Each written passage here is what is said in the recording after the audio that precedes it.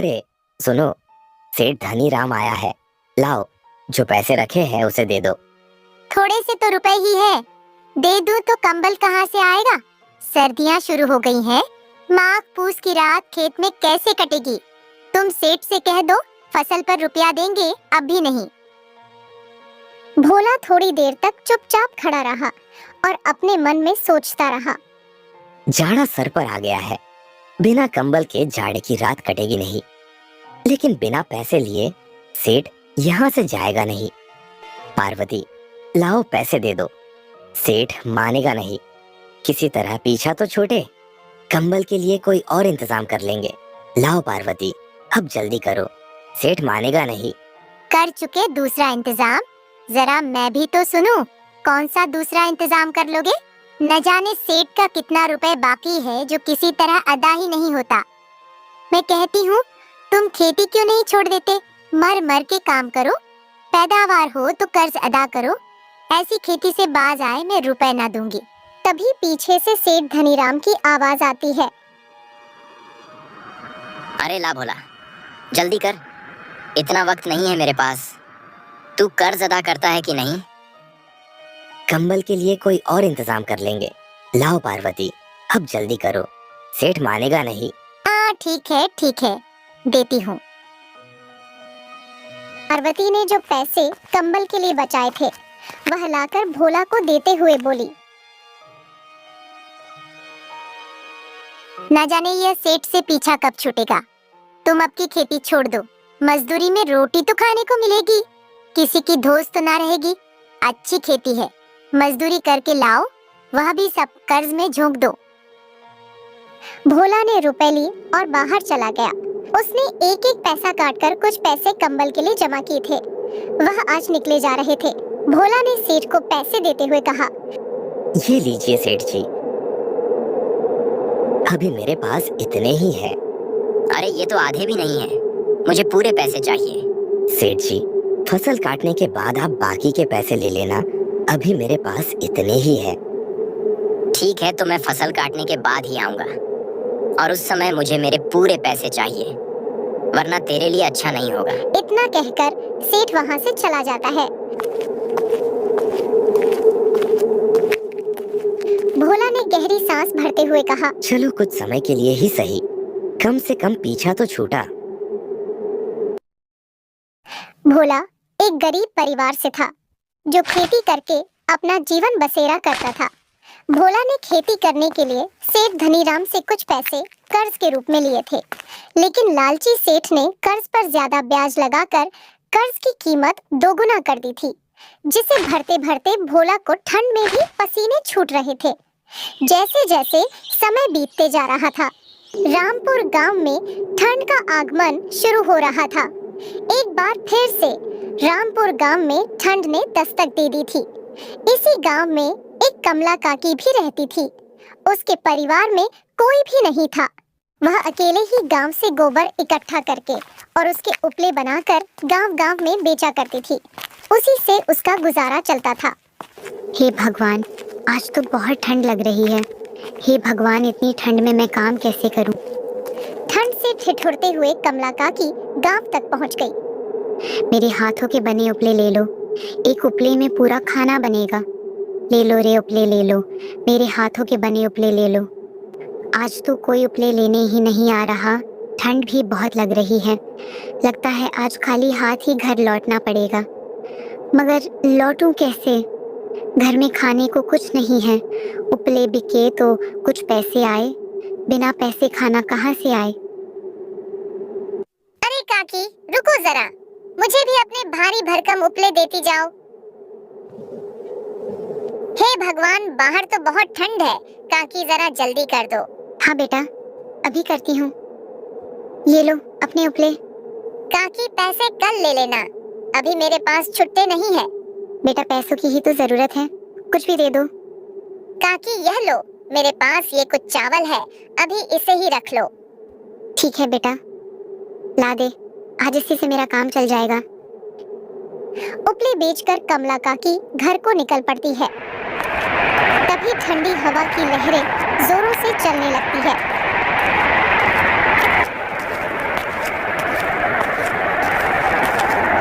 हे भगवान, बहुत ठंड लग रही है। बस किसी तरह घर पहुंच जाऊं तो कंबल ओढ़कर शरीर को गर्म कर लूंगी। बुढ़ापे में अब ये ठंड बर्दाश्त नहीं होती। हे ठंड, तू ही कुछ रहम खा इस बुढ़िया पर। ठंड से ठिठुरती हुई कमला काकी घर पहुंच जाती है और कंबल से अपने शरीर को ढककर आग के पास बैठ जाती है। हे भगवान, कुछ तो राहत मिली ठंड से। आज तो ऐसे लग रहा था मानो बस प्राण निकलने ही वाले हैं। थोड़ा आग और ताप लेती हूँ, इसके बाद वह चावल पका लूंगी। ठंड का कहर इस तरह उमड़ रहा था कि गांव वाले अब ठंड से परेशान हो गए। देखते ही देखते ठंड ने अपना विशाल रूप ले लिया। अंधेरी रात में कड़कती बिजली के साथ जोरदार बारिश हो गई।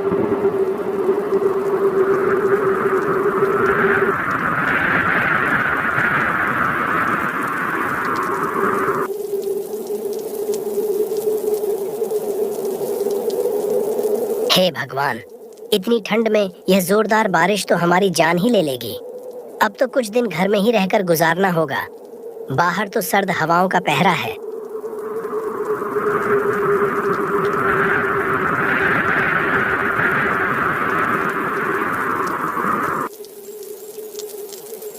पार्वती, ये क्या हो गया?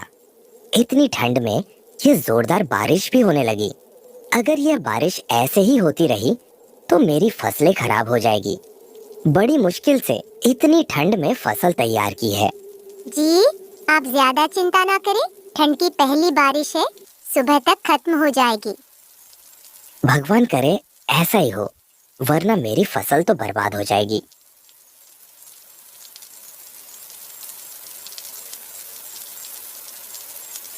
पार्वती, ठंड बहुत बढ़ गई है। जरा कुछ कंबल हो तो निकाल लो। आप कंबल कहाँ से लाऊं? जो कंबल के पैसे बचा रखे थे वह तो सेठ धनी राम ले गया। अब घर में ओढ़ने के लिए बस एक फटी चादर है जिसे मैंने बच्चों को ओढ़ा दिया है। अब घर में कोई कंबल नहीं है। हे भगवान, ये कैसे दिन देखने पड़ रहे हैं। इतनी कड़कती ठंड में ओढ़ने के लिए एक कंबल तक नहीं है। एक काम करो पार्वती, जरा अंगीठी जला दो, थोड़ी गर्माहट तो मिले इस ठंड में। पार्वती ने अंगीठी जलाई और सबने बैठकर आग की गर्माहट ली। पूरी रात बारिश होती रही। बारिश ने तो ठंड में तापमान बिल्कुल ही गिरा दिया। लगातार 3 दिन तक बारिश होती रही। बारिश ने रुकने का नाम नहीं लिया। 3 दिन बाद बारिश रुकी, तब लोगों ने अपने खेत में जाकर देखा। भोला की खेत की सारी फसल खराब हो चुकी थी। हे भगवान, ये क्या हो गया? मेरी फसल बर्बाद हो गई।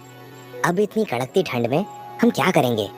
एक फसल ही तो हमारा सहारा थी, वो भी बर्बाद हो गई। परसों सेठ भी अपना पैसा लेने आएगा और अब तो मेरे पास कंबल खरीदने तक के पैसे नहीं है। हे भगवान, इस भरी ठंड में हमारी सर्दी भरी रातें कैसे कटेगी? भोला घर पहुंचा। पार्वती, तुमने अंगीठी जलाई है क्या? आज ठंड के साथ तेज हवा भी चल रही है। जी, मैंने जला रखी है। बच्चों का ठंड से हाल बेहाल है।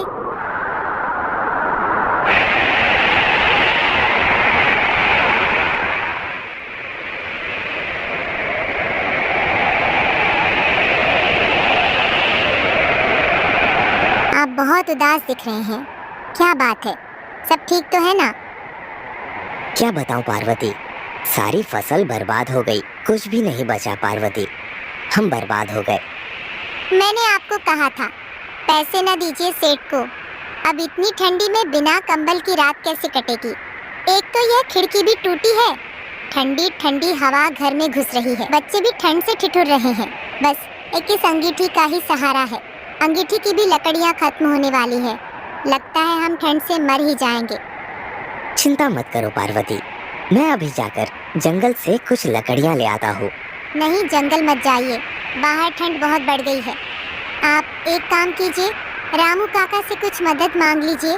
कुछ लकड़ियाँ उनके घर से ले आए। रामू काका सबकी मदद करते हैं, हमारी भी जरूर करेंगे। ठीक है पार्वती, मैं अभी रामू काका के घर से लकड़ियां लेकर आता हूँ। कम से कम रात तो कटेगी। इतना कहकर भोला रामू काका के घर की ओर चल पड़ता है।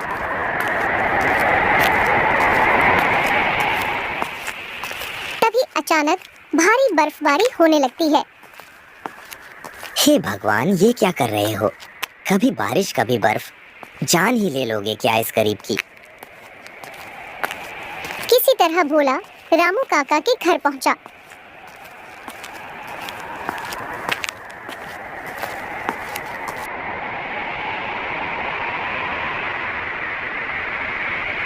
काका, कुछ लकड़ियां दे दो। अभी बहुत ठंड है तो जंगल नहीं जा पाऊंगा। अंगीठी की राख भी ठंडी होने वाली है। हाँ ठीक है भोला, मेरे पास कुछ लकड़ियां हैं, अभी के लिए इसे ले जाओ, लेकिन सुबह जंगल से लकड़ियां ले आना, क्योंकि मेरे पास भी ज्यादा नहीं बची है। ठीक है काका, अभी के लिए कुछ लकड़ियां दे दो। बस किसी तरह यह रात कट जाए। सुबह जंगल से जाकर लकड़ियां ले आऊंगा। भोला लकड़ियां लेकर घर पहुंच जाता है। ये लो पार्वती, ये कुछ लकड़ियां हैं। इसे एक एक करके जलाना, पूरी रात कट जाएगी। ठंड भरी वो रात किसी तरह भोला पार्वती ने गुजार ली। अगली सुबह सेठ भी भोला के घर आ धमका। अरे भोला कहाँ है? बाहर आ, जल्दी से मेरे कर्ज के बाकी के पैसे दे। ठंड बहुत हो रही है, मैं ज्यादा देर रुक नहीं सकता। भोला निराशा भरे मन से बाहर आता है। सेठ जी, मेरी फसल बर्बाद हो गई है। मेरे पास अब एक भी पैसा नहीं बचा है। सेठ जी, कुछ दिन रुक जाइए, फिर मैं कहीं से मजदूरी करके आपकी कर्ज को चुका दूंगा। अरे अब तेरे बहाने और नहीं चलेंगे, मुझे मेरे पैसे चाहिए। और अगर तू कर्ज के पैसे नहीं दे सकता तो अभी से तेरा घर और तेरे खेत दोनों मेरे हुए। जा, अभी इस घर से निकल जा। सेठ जी रहम खाइए, इतनी ठंड में मैं बच्चों और बीवी को लेकर कहाँ जाऊंगा? एक इस झोपड़ी के सिवा कोई दूसरा मेरा ठिकाना नहीं है। सेठ जी, कम से कम मेरे बच्चों पर ही रहम खाइए। ये सब मैं नहीं जानता, तू बस अभी इस घर को खाली कर, और जब तक पैसे नहीं देगा ये घर और तेरा खेत वापस नहीं मिलेगा। बेचारा भोला और उसका परिवार ठंड में भटकते हुए कहीं रहने का आसरा ढूंढ रहे थे, मगर उन्हें कहीं कोई आशा की किरण नहीं दिखाई दे रही थी। बहुत ठंड है, मुझसे अब और चला नहीं जाएगा। बच्चों की भी तबीयत बहुत खराब हो रही है। मुन्नी को बुखार चढ़ गया है, और ज्यादा देर ऐसे ही घूमते रहे तो हमारे यहीं पर प्राण निकल जाएंगे।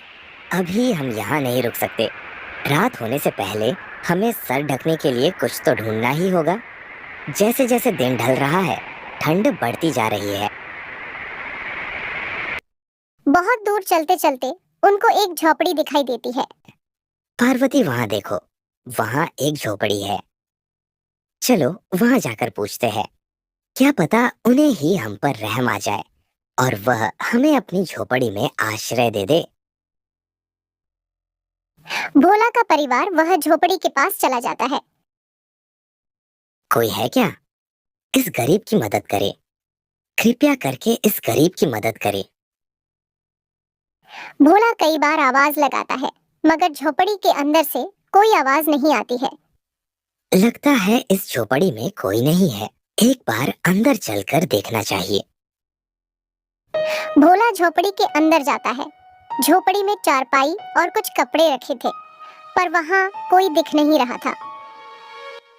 हम कुछ देर इस झोपड़ी में रुक जाते हैं। शायद झोपड़ी का मालिक आए तो उनसे हम अपनी परेशानी बताएंगे। क्या पता उन्हें हम पर दया आ जाए।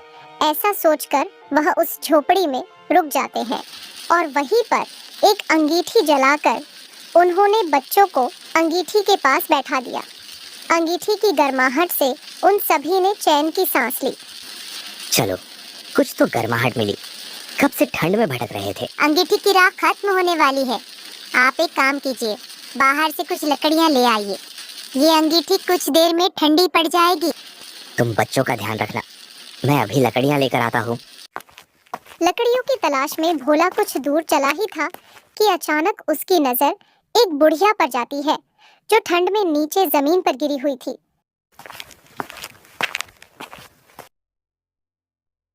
अम्मा उठो। क्या हुआ अम्मा? उठो अम्मा। लगता है ज्यादा ठंड की वजह से अम्मा ठंडी पड़ गई है और बेहोश होकर यहाँ गिर गई।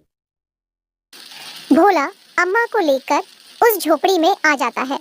ये कौन है और इन्हें क्या हुआ? पता नहीं, यह जमीन पर बेहोश पड़ी हुई थी। शायद ठंड लग गई है। इन्हें यहाँ अंगीठी के पास लेटा देता हूँ। थोड़ी गर्माहट मिले तो शायद इनकी आंखें खुले।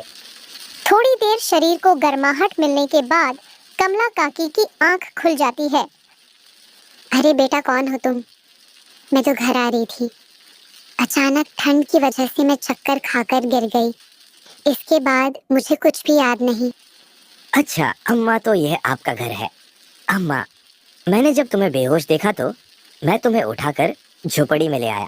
लेकिन बेटा, तुम यहाँ कैसे?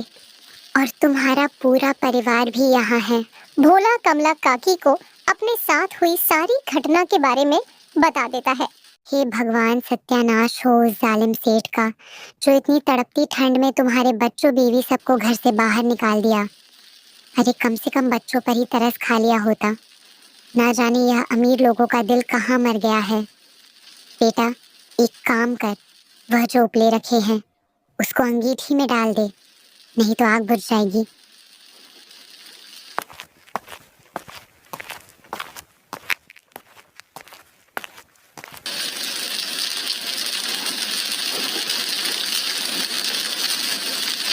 तुम चिंता मत करो बेटा, तुम जब तक चाहे मेरे साथ रह सकते हो। मेरा तो वैसे भी कोई नहीं है और मेरे हाथ पैर भी काम नहीं करते। ये ठंड मुझसे अब बर्दाश्त नहीं होती। इससे अच्छा तो भगवान ही उठा लेता मुझे। अम्मा, ऐसा क्यों बोलती हो? मैं हूं ना, और पार्वती भी है। अब से हम आपका ध्यान रखेंगे। सदा खुश रहो बेटा। लगता है भगवान भी यही चाहते हैं कि तुम मेरे साथ रहो। ठंड भरी रात वह सभी मिलकर किसी तरह गुजार लेते हैं। अगली सुबह गांव में हल्की धूप निकलती है। लोग बहुत खुश होते हैं और सभी घरों के बाहर आते हैं। सभी बाहर बैठकर धूप लेते हैं। देखो अम्मा, इतने दिनों बाद आज धूप निकली है। चलो थोड़ा धूप ले लेते हैं। सभी बाहर बैठकर धूप लेते हैं। इतने दिनों बाद थोड़ा शरीर को राहत मिला है।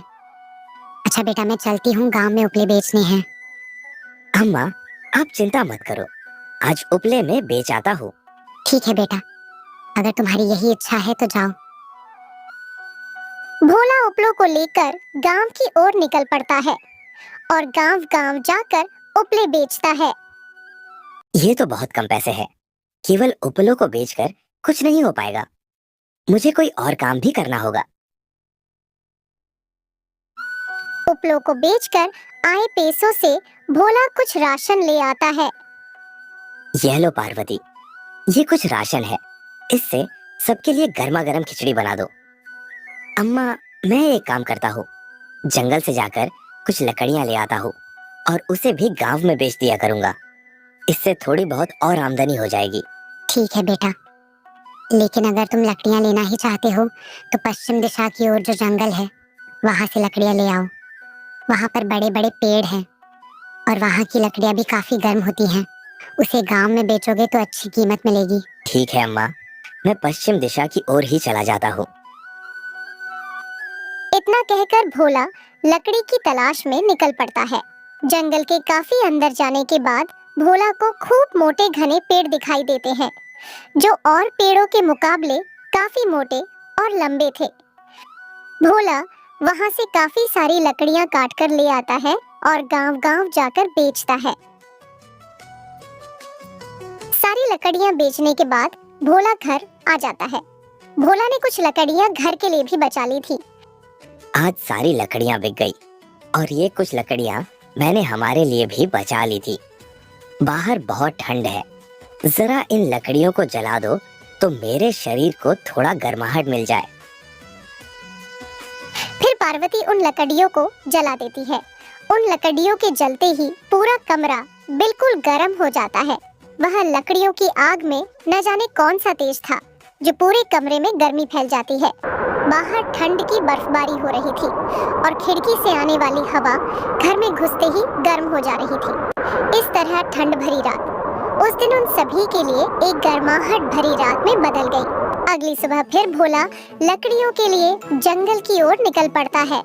लकड़ियां लेकर जब भोला गांव पहुंचा तो भोला की लकड़ियां खरीदने के लिए लोगों की एक भीड़ सी जमा हो गई। भैया जरा मुझे भी अपनी लकड़ियां दे दो, तुम्हारी लकड़ियां तो जलने के बाद बहुत गर्माहट देती हैं। हाँ भोला भाई, मुझे भी ये लकड़ियाँ चाहिए। ये जलने के बाद इतनी गर्म होती हैं कि रात में कंबल की जरूरत भी नहीं पड़ती। हाँ भैया, आज से पहले मैंने इतनी गर्म लकड़ियाँ कहीं नहीं देखी। सच में तुम्हारी लकड़ियों में तो अलग ही जादू है। उस दिन बोला कि सारी लकड़ियां चुटकियों में बिक जाती हैं और उसकी काफी अच्छी आमदनी होती है। राशन लेकर बोला घर पहुंच जाता है। इस बार राशन बहुत ज्यादा था। वह लकड़ियां बहुत अच्छी कीमतों पर बिकी है। गांव पहुंचते ही लकड़ियों की तो मानो जैसे लूट ही लग गई थी। अब हम इन लकड़ियों को बेचकर अच्छे पैसे कमा लेंगे। हाँ बेटा, ये बहुत पुरानी लकड़ियां हैं। बहुत समय पहले मेरे दादा परदादा उसी जंगल में रहा करते थे। वहाँ के ज्यादातर पेड़ उन्हीं की देन है। इस तरह भोला लकड़ियों को बेचकर काफी अच्छे पैसे कमाता है और कुछ ही समय में भोला सेठ धनीराम का सारा पैसा लौटा देता है और साथ ही अपना घर और खेत दोनों छुड़वा लेता है। अब भोला और उसका परिवार वापस अपने घर में आ गए थे। कमला काकी भी अब भोला के साथ ही रहा करती थी। भोला ने जंगल से लकड़ियां लाना बंद नहीं किया। इस बार की ठंड गांव पर कहर बनकर तो जरूर टूटी थी, मगर भोला की वजह से अब गांव वालों की सर्दियां बहुत मजे से कट रही थी।